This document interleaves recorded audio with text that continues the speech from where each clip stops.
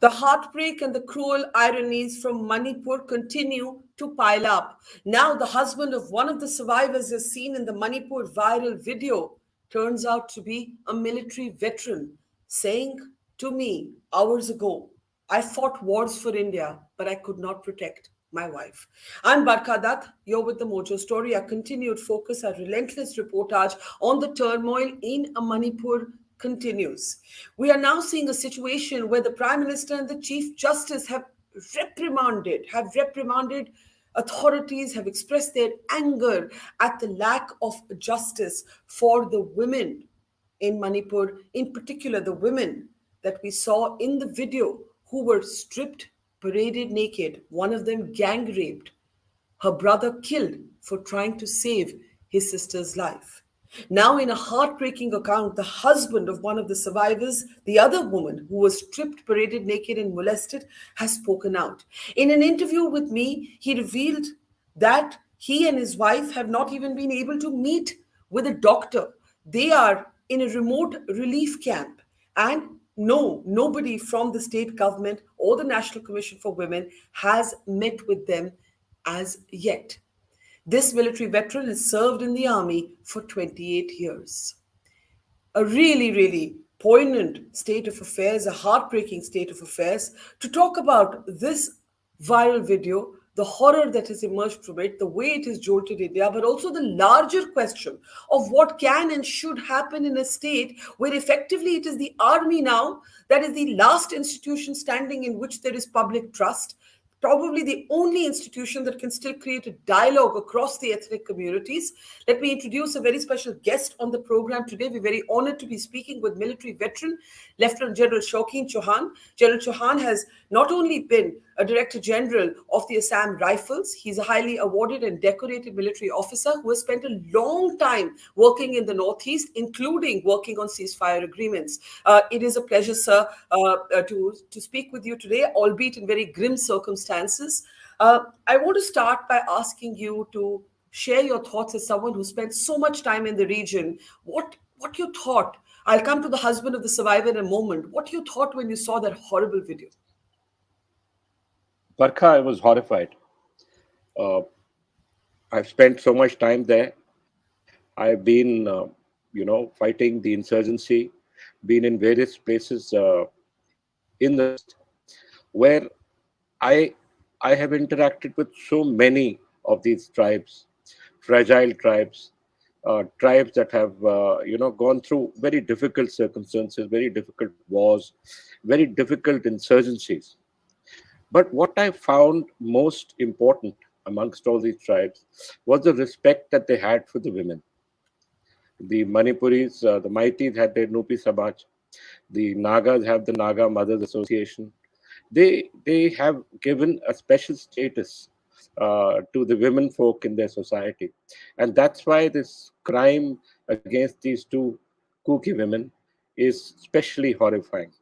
It's horrifying because it just doesn't happen in the Northeast. It just doesn't happen that any tribe would do like this, either within their society or outside. But like I said, I spent so many years, in Kashmir and Northeast, and of course served India abroad. And I'm aware that rape has been used as a weapon throughout history. So I'm very saddened, Barkha, truly mortified. Yes, women's bodies have become a battlefield in this conflict and other conflicts. But you make the very important point about the place of women otherwise in these societies, making this doubly horrifying. Now, sir, the other fact, as you know, that has emerged is that the husband of one of the survivors turns out to be a soldier. A soldier who has served with the army for 28 years. And I know you've commented on this, but for our audience, before we come to you, I just want to play out a small clip from his interview with me, where he's describing his sense of desolation. He's describing the irony of being a man who fought for India but could not protect what he calls the izzat of his wife. Please listen in. फौज में कितनी देर तक थे, कहाँ सर्व, कहाँ duty की आपने sir? अच्छा, मैं फौज में 28 साल नौकरी की है और श्रीलंका में भी IPK में था और करगिल में भी मैं जो उसमें भी लड़ाई में हिस्सा लिया है और मैंने अपना जिंदगी 28 साल कई नौकरी के अंदर कई कई जंग में जो CI ऑप्स में हिस्सा लिया है। तो मतलब आपने वॉर श्रीलंका में भी देखी, कारगिल में भी देखी सर? हाँ जी सर, मतलब बिल्कुल दिल को तोड़ने वाली डिटेल्स आपने दी हैं। मुझे गुस्सा भी आता है, इतना दुख भी होता है, तो मैं क्या बोलूं तो क्या बोलूं। लेकिन मैं आपसे पूछना चाहती हूँ सर, आप तो फौजी हैं, आपने जंग देखी है, वॉर देखी है, और आपको तो एक तरह से क्या लगा होगा कि मैंने कॉन्फ्लिक्ट देख लिया, वॉर देख लिया, श्रीलंका देख लिया, कारगिल देख लिया, लेकिन मैं ऐसे सिचुएशन में हेल्पलेस हो गया। मैंने सपना में भी ऐसे होगा सोचा भी नहीं है और मेरा दिल में ऐसे दुख लगा है। मैंने अपना देश रक्षा करने के लिए इतना जिंदगी बिताया है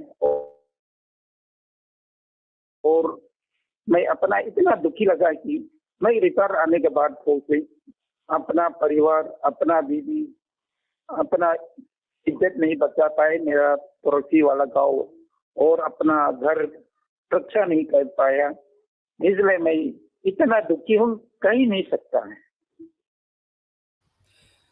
मैंने देश के लिए लड़ाई की, मैं आज इतना दुखी हूं कि मैं अपने परिवार, अपने गांव, अपनी पत्नी को बचा नहीं पाया। General Chauhan, I don't know what to say. As a lifelong signed up admirer of the military, you see this man who has given his life, 28 years of his life to the army, and he's standing there helpless, and he's expressing that helplessness, that sense of complete loneliness at the situation he finds himself in, sir. I know you said on Twitter, shameful. We are ashamed that the one who protected our nation in various difficult operations could not be protected by the nation. The nation has failed him, sir. I want you to open up and talk about what we now know, this military veteran whose wife is one of the women in that viral video, sir. Barkha, I said that in my tweet, that we are ashamed, and I wish that we could have done better. But I'm also aware, Barkha, that this use of rape on women is endemic. It is not focused on a military man's wife. It is because these women were vulnerable, they were caught, and these men decided, or this mob decided, that they would do this to women because they could. The issue is, why has it happened? That's the issue that we must be debating. It's not about a party, Barkha. It's not about politics. It's not about anything other than the fact that we, as a human race, should be ashamed at our actions. That's what pains me. I don't want to take it to the military because that it doesn't. The essence of this changes then. The most important thing is that why did it happen? Why are we treating our women as people that we can take revenge on? Why are societies which give so much respect to their women folk doing this on other women? Yeah, That's I the think issue. It doesn't happen in the Northeast. And why has it happened? Why is there so much anger? So these are the issues which I've spent so much time there, Barkha. I've spent a lifetime there. Lifetime fighting the insurgency, containing the insurgency, bringing peace in difficult places, talking to the insurgents. But this doesn't happen. yeah. Let's talk I'm about amazed that. at what happened. Yeah. Let's talk about that. Let's talk about the use of rape weaponized in this conflict against women, sexual abuse weaponized. But let's talk about the larger question. We are in a situation where units of administration have split along ethnic lines. One of the points the husband of the survivor made was that the police was there when this horrible incident was taking place. The police was both outnumbered and not able to, or not willing to actually intercede and stop this from happening. The army is actually the one that is dominating or creating buffer zones between the Kukis and the Meiteis. The army is operating in pockets right now, sir, without the armed forces Forces Special Act cover in some pockets of Manipur. There are 4,000 weapons in circulation, including high caliber weapons, automatic rifles, and so on. And the army is probably the only institution left evoking some trust. As an army man, what do you think the challenges are right now for the army? Barkha, the challenges have been always very difficult for us in these counter-insurgency and counter-terrorism areas. Whether we have the AFSPA 58 Act or we don't, the issue is how do we bring the communities together? We are vulnerable uh, because without the AFSPA, any operation needs to be accompanied by judicial magistrates, and there are not enough judicial magistrates. On a single day, more than 170 operations take place, and when 170 plus operations take place, we need 170 judicial magistrates to be accompanying our columns, and that doesn't happen. So we are vulnerable because we might be held accountable later on if there's a feeling that force or wrongful force has been applied, which anyway we've been very, very, very careful in the Indian Army, because we have been a part of these operations. As you're aware, my career has been, I've been a commanding officer in Kashmir, I've been a brigade commander in Kashmir, I've been a divisional commander in Kargil. I've also been a company commander, the DG Assam Rifles in the Northeast. I've also been, as you said, the chairman of the ceasefire monitoring group to deal with the issues to do with bringing peace and making the various Naga insurgent groups sign a ceasefire. The whole issue here is, Barkha, why are we deteriorating? Why are we going down? And what surprised me was that when I saw that video was all the people who were making that noise and taking these women to a field. How were they permitted by their own women folk?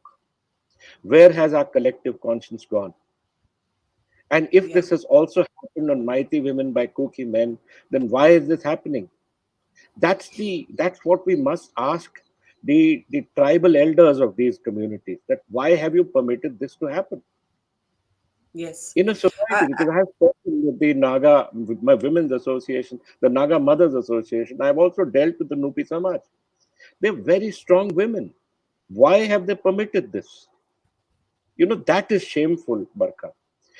As far as the state police is concerned, it's not the state police of just Manipur. The state police of all these northeastern forces are largely ineffective. The reason is that there is so much tribal loyalty that they simply cannot move in that society. They simply cannot take action if that particular tribe is involved and you're a part of that tribe. So there has to be something more that's done. We are absolutely aware that no matter where we are functioning, whether in South Assam or Nagaland or Manipur or Arunachal or Mizoram in the early days, the kind of help that we will get from the state police will be very, very little, if we get help at all. Do Mostly, you, yeah, it's more a problem on our head, you're saying the police is more a problem than a help? because they are it's community based, it's tribal based, and we are unable to get the help we need. it's Do you it's it's Do shameful. you think, sir, as you've explained, that not having legal cover means that every time you go out into the field, you need a judicial magistrate to accompany you. There aren't enough judicial Absolutely. magistrates. Do you Absolutely. believe that in this crisis situation, there should be an enlargement of the areas covered by the Armed Forces Special Powers Act? Do you think the army needs that ASAP right now? Barkha, I have said this repeatedly, and the army said this repeatedly. The AFSPA Act is an enabling act. It permits us to act freely. But because in some very, very, very few circumstances it had been misused, this act is a much abused act, and we've not been, able to explain why we needed it. We could have probably changed the name. Maybe the Yeah. name would have changed, maybe the situation would have changed. But yes, the armed forces, the army, the Assam Rifles cannot act effectively if we are not enabled by judicial legislation. Is that and needed? Is that I needed I right away in yes, Manipur right now? Is it the areas? absolutely, absolutely. Affected areas must come under the Armed Forces Special Powers Act. Any Yeah. affected area, Barkha, whether it is the foothills of the Imphal Valley, whether it is Churachandpur, whether it is Thoubal, or any place, any valley in Manipur, if there is a problem, we must have the Armed Forces Special Powers Act. Because I know, as a Director General of the Assam Rifles, we were facing almost 170 plus cases, and there was nobody to protect our soldiers, and we had to create these funds to hire lawyers so that our soldiers could remember 10 years, 15 years later the kind of operations that they had been involved in.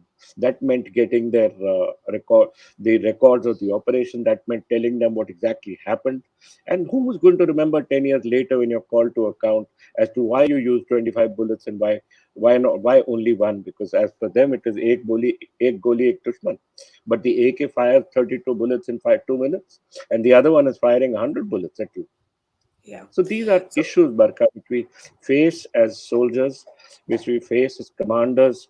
We are dealing with difficult circumstances, and made more difficult due to the inactivity or the ineffectiveness of the local state administration. It is endemic. It is not just today, Barkha.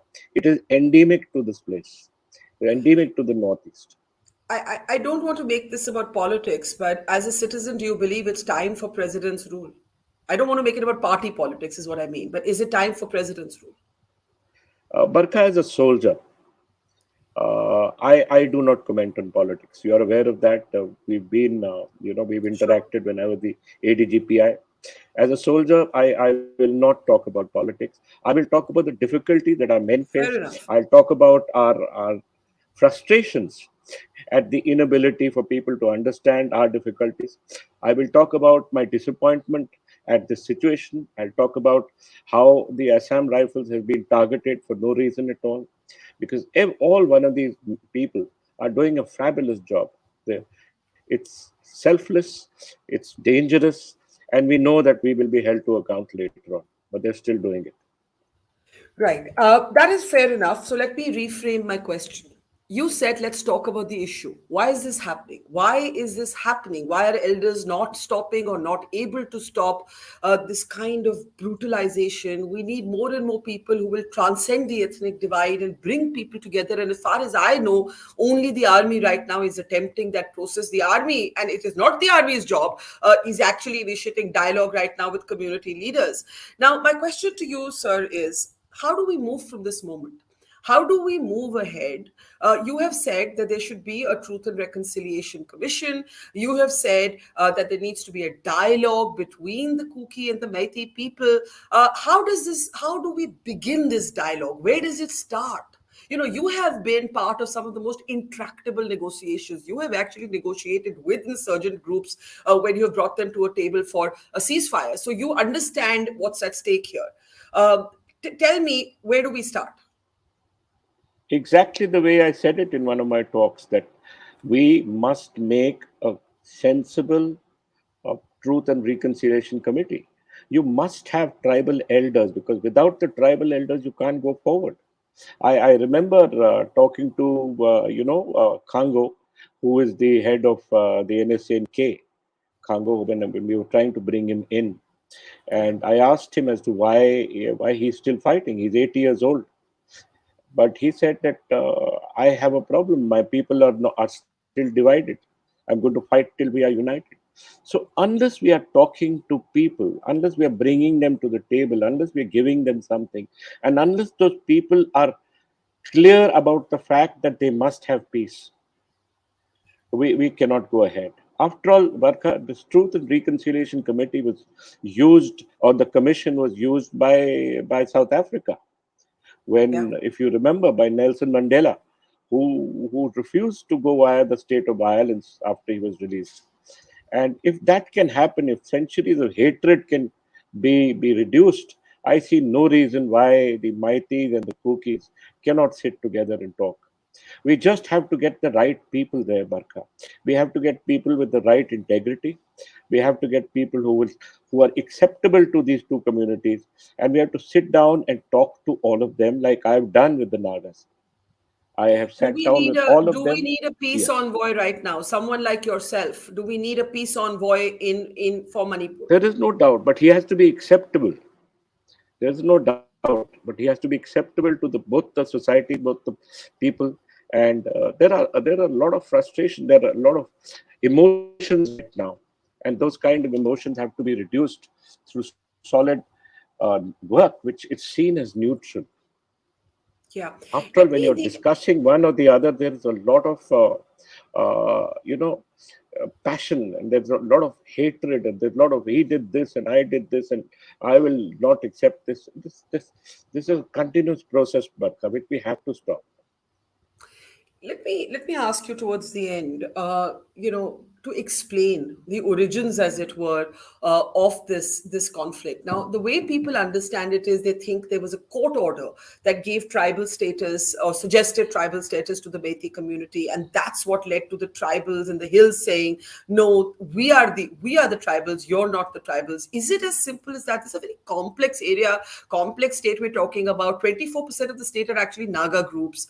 The Kukis are mostly Christian, but not fully Christian. The Meiteis are mostly Hindu, but not fully Hindu. How do you understand this conflict? Why are, there are groups now that are saying, give us a separate administration. Is that the solution? Barkha, having dealt with these situations before, nothing is as simple as a court order. There is no question that one community will start fighting with another community, and these killings will take place because of a court order, or because on April 23rd, the chief minister's going to Churachandpur was there was a rally against that, and he couldn't go. You have to go deeper into this. If you study the issues involved, and you see that how Manipur became independent, how Manipur seceded to the nation, uh, the mighty groups out there talk about the fact that their king was forced to secede to the nation, and therefore the PLA and the UNLF, which are two mighty chauvinist groups, decided to take up arms against the state. Similarly, Barka, the movement, since this Manipur was under the British Empire, and before that under the Burmese Empire, and before that there was no real line that was drawn on the ground about where the border is. Communities live on both sides. They're both interconnected communities. I remember talking to the Chief Minister of Mizoram at one time, Mr. Lalthan Hawla. When I was the DG, he was the Chief Minister. And I remember asking him as to why he was permitting Myanmarese refugees to come inside.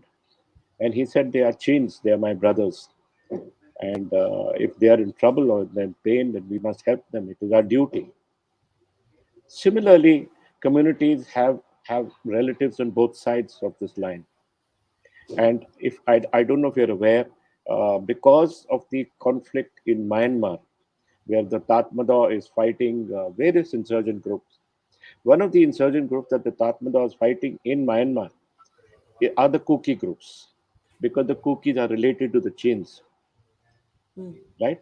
And the Chins are fighting the Tatmadaw in Myanmar, and the PLA and the UNLF are supporting Myanmar in their fight against the Kukis in Myanmar itself.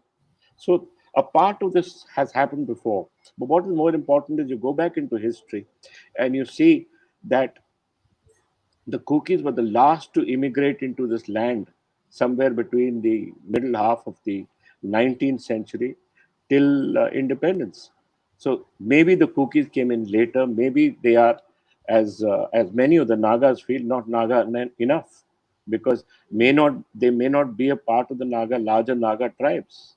So the Kukis have always been a little different from the other tribes, and therefore always been a butt of ridicule, always been more insecure, always been more helpless than the others. And Yeah. this, I was in Manipur as a young major in 1988, 89, 90, Barka.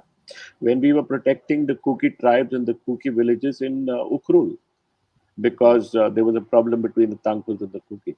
So they have always been a little more vulnerable, mainly because they don't fit into this larger frame of tribal dominance. You know, And one of now the that they, things, yeah, sorry, I'm interrupting you, but one of the things that the soldier husband of the survivor on the video said to me was कि मुझे लगता है हम लोग बहुत छोटी संख्या, he's Kuki, and he said कि हम बहुत छोटी संख्या, numbers are very small, and we will not be safe unless we have a separate administration. This is now how they feel, that we are different, we are seen with suspicion, we are very small in number. I don't know if that's a solution. Do you think that's a solution? Barkha, you take your mind back to the Assam Accord Yeah. and the Bodo agitation. The Bodos also got a hill council. You take your mind further back to the Gurkha agitation. Since it's I am from the Gurkha Rifles. I Yeah. remember going there, Yes. and there also they got a hill council. So vulnerable communities, Barkha, as in Nagaland, they're looking at the ENPO getting a hill council in eastern Nagaland. So if the solution is to bring peace through the creation of these hill councils, I think the government should look at it closely. The idea is trust and peace. And the idea is that these vulnerable communities must understand that their future lies with the economic progress of India. India is one of the fastest growing economies. We have to take our people along, and these communities must know that they are a part of the Indian economic miracle that is being created, and they can have jobs, and they can have education, and they can have employment, and they can do well if they are a part of it. That's how I I used just, to talk to the Naga, yeah. the Naga armed cadre there, and I used to tell them that look, we are growing, and we must take you along, and you Yeah. must be a part of us. Absolutely. I just want to end on a human note to go back to the women and their families. When I was speaking with the husband of the survivor, as I said, he's an army man. I said, "Has your wife been able to see a doctor?